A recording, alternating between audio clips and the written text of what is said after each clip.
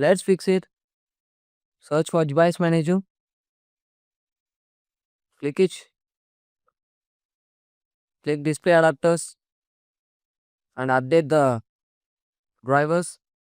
You can update by using this method or else go to the official website of the driver, download and install the latest version. We have two methods. You can do it this method or go to the official website. Once complete after, close it. In the next method, go to settings, click app settings, click installed app, scroll down, click Minecraft launcher, click the three dot icon on the right hand side and click advanced option, scroll down and click repair and reset. Once repair complete after, you can reset it. Sometimes the repair is not working, means go to task manager and end the task of the Minecraft launcher which are running in background, and after that you can do it to repair properly. Once complete after, the next method, go to run and type the following text, percentage app data percentage, and click OK.